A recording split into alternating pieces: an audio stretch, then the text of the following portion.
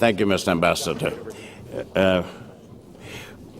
In any event, in 1992, he became the chairman and managing director of Qatar Petroleum Company, which has the lion's share of the development of Qatar's energy industry. And Qatar is perhaps one of the least well-known, and even to the degree it's known, it's one of the least well understood of the Arab countries, and even those in Arabia and the Gulf and the Gulf Cooperation Council countries. And yet, it's the place, the headquarters of the forward deployed largest contingent of American forces for the United States Central Command and the Al Udeid Air Base in terms of the area of responsibility. It's had a revolutionary impact for the last 20 years, going on 20 years in terms of information revolution and transformation and changing technology and reach through Al Jazeera, both Arabic as well as English. Many people watching the last summer Gaza being pummeled watched Al Jazeera more than any other television satellite station. It is, to use the phrase that Ambassador Freeman referred to in terms of regime change, set an example where the emir stepped down voluntarily, not for reasons of health, but to make a generational change to his son, the emir now, Sheikh Tamim bin Hamad Al Khalifa. And additionally, it's revolutionized a dimension of American overseas education. There are many in the audience, or maybe not many, but certainly some who spent a junior year abroad or who were Fulbright fellows. What Qatar has done is transport full-fledged four-year universities to Doha. Texas A&M in the realm of engineering, Carnegie Mellon in terms of computer sciences and business, Virginia Commonwealth University in terms of design and architecture and interior aesthetics, Northwestern University in terms of journalism and mass communication, Georgetown University in terms of foreign service and diplomacy, and others there where the admission criteria are the same and graduation for examinations are the same.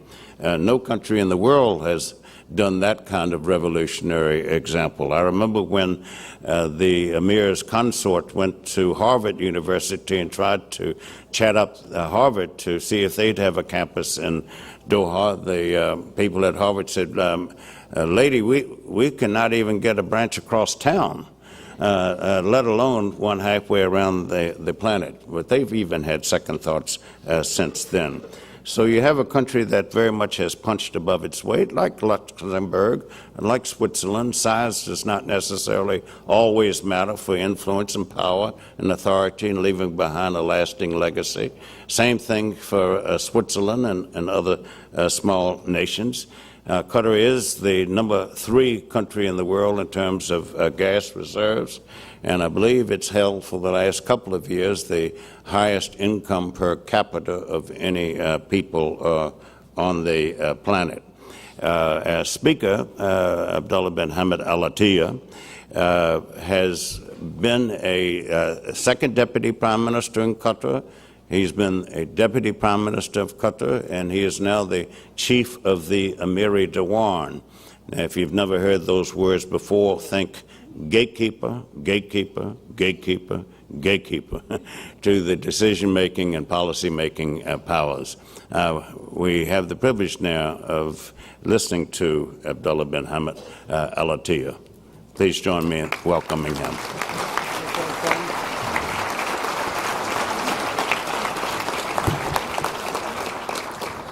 Good morning, Dr. Antony, Mr. Bush, Your Excellencies, ladies and gentlemen.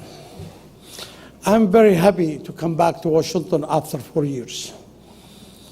When I was a Minister of Energy for the last 20 years, I was coming to Washington at least once or twice a year to talk with the administration, with the congressmen, with the Senate, with all the concern about the energy and geopolitics.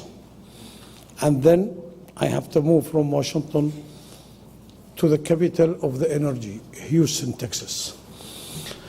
I was enjoying, working with the many American companies, and especially ExxonMobil, ConocoPhillips, and others, who we will contribute in how to create the stabilizations in the world of energy. I will not talk too much about energy because I know this is my favorite topics, and I can talk hours and days and maybe years. But I would like, now to explain my feeling after I come back after 4 years to Washington. There are a lot of change that happened in the Middle East, unfortunately. The geopolitics map was changed very dramatically. We end up with a lot of civil wars. We end up with a lot of small wars. Seems to be these wars will take us for a long time, unfortunately. Now what we will face in the Middle East is something that it will, as I explain it, as a mismanagement. A mismanagement from all the countries and the governments. Even after the Arab Spring, we will find that the Middle East is heating. The way that to explain where we are going, how to end up with a word now, it used to be, the word, this word for a long time, searching its identity, searching what we will end up. Unfortunately, there are a lot of reasons why we end up today. And we believe that, as I mentioned, that mismanagement and concern about how to create the real democratic, in that the Middle East, especially the Arab, can cooperate with it. We live years and years that we're hearing that we are not eligible for them. We are not more mature. We need more time and long years to be mature. Trying, we believe this theory. And now when we see that and trying to read what our, map wrote, what the future of the Middle East, I believe, and I should admit it, that it's a very difficult, answer, and it's what I call it $1 billion answer. Used to be they call it $1 million, answer, but now with the inflation, I believe is $1 billion is the question. I believe now that we should all, even the Arab world, now is divided, even they cannot talk with each other. Even the Arab League is almost jeopardized and paralyzed. If you see what happened in Iraq, in Yemen, in Egypt, in Libya, in Somalia, Iraq, Syria, that seems to be that even if we cannot to predict what will happen tomorrow. I will, accept, I will congratulate Tunisia for their election 2 days ago. It was so surprising that Tunisians, they played very well. And if you see today, when the election is over in Tunisia, and the result yesterday was clear, and the Nahda party being defeated, even is not defeated, but he's with 31% against 38% for the other Nidab Tunis party. Seems to be that they are very similar, very close. But to see for the first time in Arab election, the loser congratulate the winner. We never had it before. Before, even if you have election in some other countries, the loser will accuse the winner that he's cheating and never, will agree with this result. It's really, I agree with what Dr. Duke and Tony explained and try, to discuss, and the other speaker, Ambassador Freeman and others, that we are in the area that we should focusing and we should construct it. Not okay to fight, the radicals and the fanatic is is a part of the world.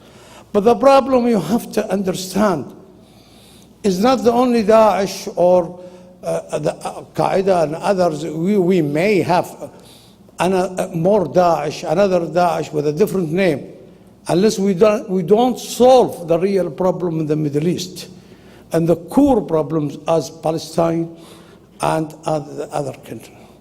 Without that, we are wasting our time and just we are fight, and then we will compare to long wars. Wars will never finish. We have to work, to understand that if today Israel claims it's a Jewish state, and the other claim is a Christian state, and other claim is Muslim Sunni state or Shiite Muslim state. So we end up with a lot of religious states. Everyone to be claim that he's right, and his God is right, and the other gods is not right. We have to, to understand and to educate ourselves in how in the Middle East we accept the game of the name of the game, and how to participate in a real democracy. A democracy that should be protected and respected, not to interventions from other power as the military and others. And we have to also to see how the Arab world, where unfortunately I cannot explain it, and even I try to read between the lines what happened, what is now why we refuse of the transformers for the future, and now we just go back 100 years or 1,000 years in fighting among ourselves. Sometimes we're fighting in the name of God, sometimes we believe that we are wrong and the other right. But I can talk about my country a little bit. I came from a small country, and now for sure everyone knows where Qatar. I remember when I came to United States, to went to school in Michigan in 1970. It was my biggest problem to explain where I am from. Where you come from? Qatar. Where is Qatar? In the Arabian Gulf. Oh, it's close to Gulf of Mexico? No, sir. How you come to Michigan? Oh, I flew Doha, London, Detroit. Oh, London, Ontario. Oh, so it's not even London, UK. But Qatar today, yes, our energy sector played a very strong role, because back a few years ago, Qatar was only the smallest producers in OPEC, will not exceed their production 350,000 barrels. I'm very happy today the equivalent to barrel production is almost 5 million barrels. Qatar today is the biggest LNG producer in the world with 77 million tons. We supply almost 30% of the whole LNG to the world. Today, Qatar is the biggest LNG GTL producer in the world. It's a gas to liquid, how to convert gas to diesel and jet fuel and other products. Today, we are also playing a very important role in industrializing our nation, using our raw materials, and today Qatar is one of the biggest player in the petrochemicals, fertilizers, steel, helium, aluminium, and we are exporting to almost 90 countries. But another problem, oil and gas, because many countries, they have oil and gas. And maybe many countries even, they produce more in gas than us. But the most important is how to utilize this revenue to build your country. to build a country for the future, because all our biggest concern is what after oil and gas. Oil and gas is a depleted resource. In just coming years, you will run your oil and gas. So our aim and our challenge is how to create a modern country, how to become Qatar, build itself for the future beyond oil and gas. When the time of the oil and gas depleted, we can survive. I'm very happy today that Qatar today is becoming what I call it the education capital of the Middle East. We are very happy to host the most prestigious American universities as Georgetown, Carnegie Mellon, Cornell Medical School, Texas A&M, and Northwest. And also we have another universities coming from, for instance, from Canada as Calgary University for nursing, Dutch University, other university, different schools. So we creating a culture of schools. And Qatar today is attracting many, many students, either locally or overseas, to come to study in Qatar. I believe our leadership, and as my friend Dr. Antoni, he explained more what I want, just not repeat it, how the role of Qatar, how Qatar today, creating, building a strong bridge between the East and West, and how the Qatari role in how to trying to involve in stabilization of the area. We know we became under a lot of pressures than we can see the many people, play a small country and sometimes they create rumors that even not true. And to remind me what they call it, Goebbels school in Germany back in the Second War, create rumors and just repeat it until you believe it.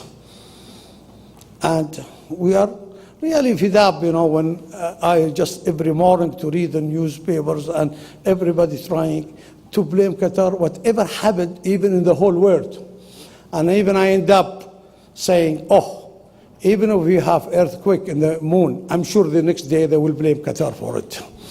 So we'd like, the way and how appreciating, the rule of Qatar and how the Qatar playing to be a moderated with the others and trying, to solve, with other power in how we can for stabilization.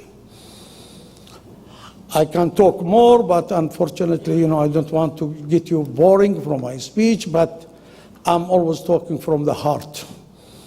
The heart that we are today, I appreciated the U.S. Arab Policymakers for their initiative and to how to bring the American policymaker in to understand, the Middle East.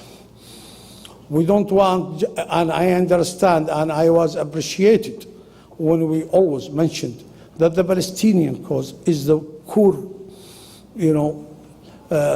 cause in the Middle East. Without solve the Middle East, Palestine, we will see the stabilization. It will never, stable in the Middle East.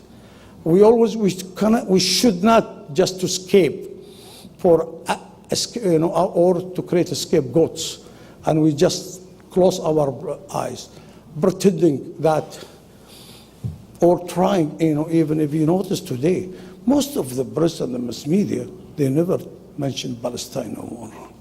They always mention the other, or what is the heating there. But I believe, and I should, appreciate what the Arab-American policymaker, their role in how to create understanding and how to focusing in the Palestinian issue and other issues.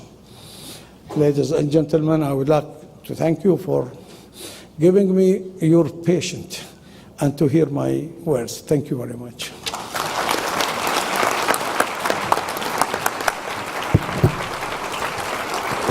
At this point in time, ladies and gentlemen, I'd like to ask Ambassador Hamad Al Attiyah from the Embassy of the State of Qatar to please come to the front.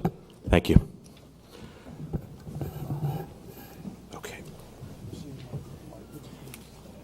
As the ambassador comes, two other things that failed to mention in introducing distinguished guest. He has put to practice various concepts that have become dear to a lot of people looking for better governance, softer governance, so that government is best that governs least. He is the director of Qatar's Authority for Control and Transparency. And transparency is a buzzword to try to lessen, if not eliminate, corruption. And so there's corruption in every governmental structure or system across the globe. But that Qatar has carved out a niche and has an authority that focuses primarily on this out front, standing up, speaking up against corruption, and that he's the head of it speaks volumes. Similarly, he is the chairman of the United Nations Commission on Sustainability. Lots of people talk about modernization, lots of people talking about development, lots of people talking about transformation, lots of people talk about life-changing experiences, and some talk about sustainability, but very few have an office that focuses on primarily sustainability. And also he has been the chairman of Qatar's Planning Commission. Ambassador Freeman made reference to Eisenhower having established a planning commission there to look down the future for decades yet to come, to try to see how a country can augment its position of power and influence and security and stability and the prospects for peace and prosperity. These things don't happen by accident, and they don't happen by coincidence. They happen through institutions, but more so they happen through individuals. And we have an individual who for more than 3 decades has brought Qatar from where it was to where it is. And in testimony to those accomplishments, hard work, and achievements, we'd like to present to His Excellency a Global Leadership Award.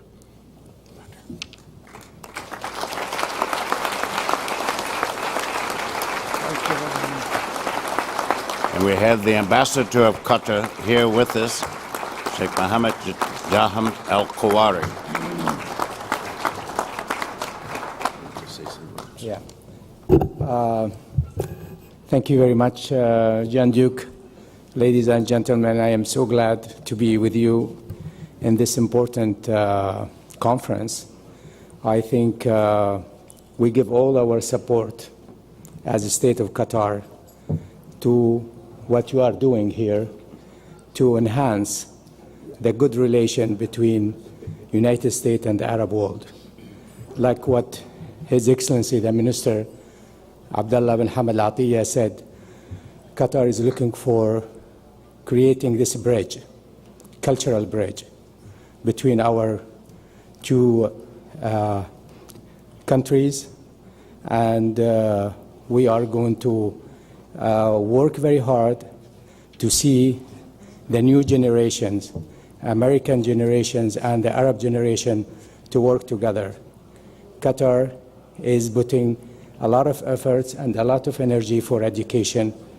We would like to see education helping to, by rooting education, we can uproot extremism and radicalism in our region.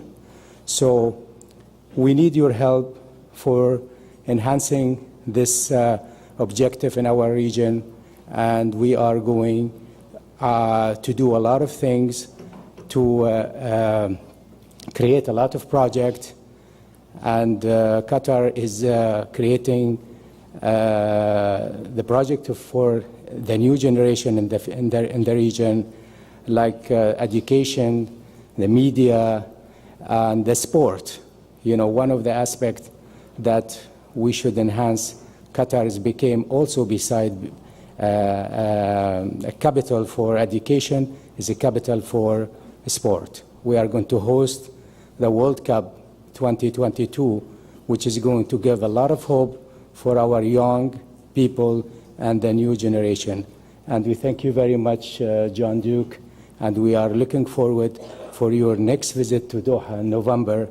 And we appreciate really very much what you are doing for the Arab League's model, which is a great project, and we want to enhance this project with you. Thank you very much, and we look forward to see you.